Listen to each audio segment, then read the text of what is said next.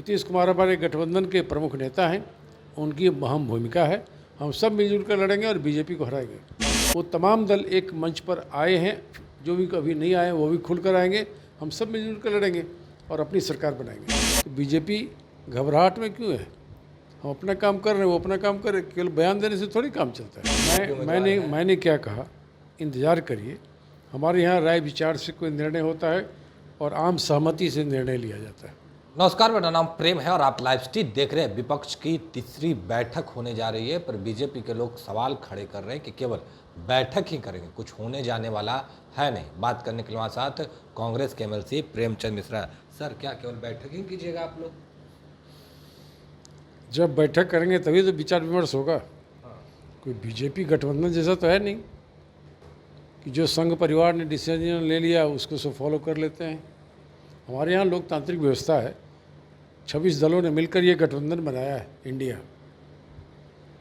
Bharatiya Janata party को परेशानी हो रही है इंडिया से, तो तरह तरह की बात वो लोग करते हैं, कभी कुछ बोलते हैं। तो उनके लगातार बदलते बयानों से ही ये स्पष्ट होता है कि हमारा गठबंधन अपने उद्देश्य में सफल होने जा रहा है, वो आगे बढ़ रहा है। अब मुंबई में हमारी बैठक है तो उसमें कुछ रणनीति चुनाव को लेकर तय होने हैं। जो निर्णय हम लोगों ने पटना में लिया, फिर बेंगलुरु में लिया, उसके आगे के निर्णय अब लेंगे। तो बीजेपी घबराहट में क्यों है?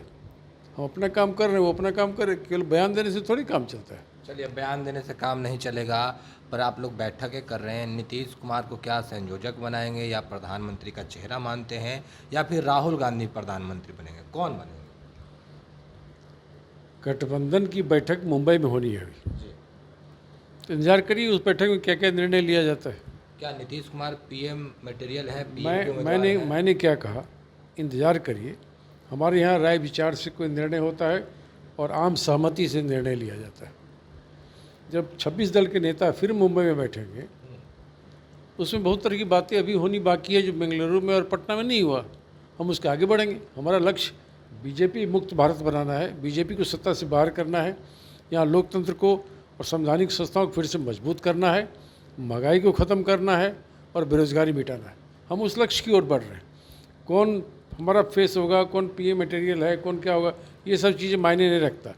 हम अपने लक्ष्य की ओर बढ़ रहे हैं।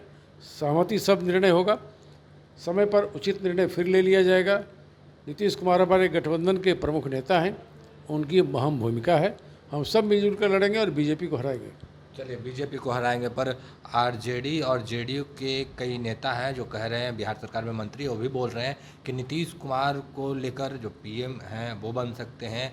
यूपी के लोग, बिहार के लोग चाहते हैं कि नीतीश कुमार पीएम बने। किन्होंने क्या कहा नहीं कहा वो मैं नहीं जानता। मैं सिर्फ इतना कहना चाहता हूँ कि 26 दल के नेता फिर मुंबई में बैठने जा रहे हैं।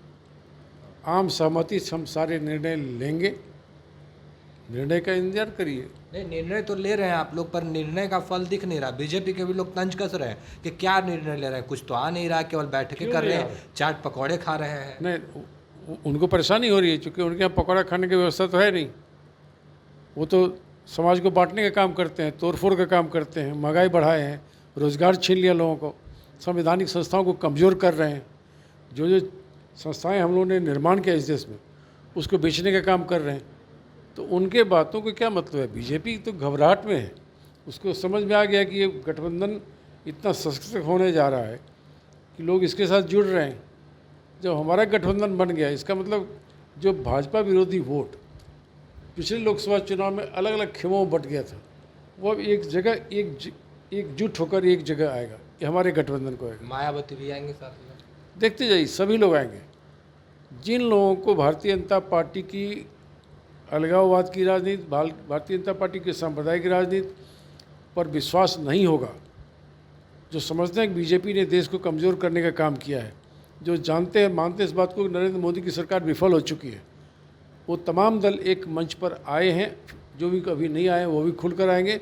हम सब मिलजुल कर लड़ेंगे और अपनी सरकार बनाएंगे। एक आखिरी सवाल रहेगा, जिस तरीके से जेडीयू और आरजेडी के लोग खुलकर कह रहे हैं कि नीतीश कुमार प्रधानमंत्री बने, तो क्या कांग्रेस पार्टी के लोग चाहते हैं कि राहुल गांधी प्रधानमंत्री बने?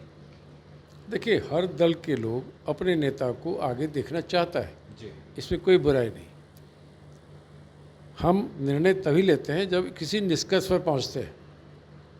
हमारा लक्ष्य किसी व्यक्ति विशेष, किसी नेता को प्रधानमंत्री बनाने का लक्ष्य नहीं है।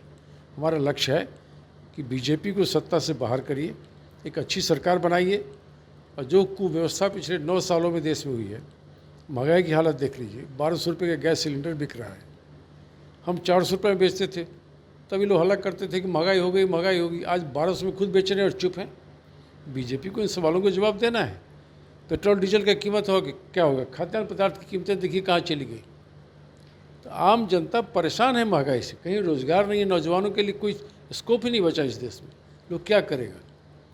तो इन तमाम व्यवस्थाओं को ठीक करने के लिए जो बीजेपी ने खराब किया है, हमारा गठबंधन बना है, हम उस गठबंधन की ओर बढ़ रहे हैं। और सभी दल, 26 पार्टी एक मंच पर आए हैं, उनमें एकजुटता है। हम जो भी निर्णय लेंगे नीतिगत निर्णय होगा, आम सहमति से होगा। इंतजार करिए। चलिए, तो अभी आप कांग्रेस के एमएलसी प्रेमचंद मिश्रा को सुन रहे थे, क्या कुछ जानकारी दे रहे थे तीसरी बैठक से पहले। उतना ही नहीं, बीजेपी के लोग जो सवाल खड़े कर रहे हैं उनको भी खूब जवाब दिया। बाकी की तमाम खबरों के लिए बने रहे लाइव के साथ। धन्यवाद।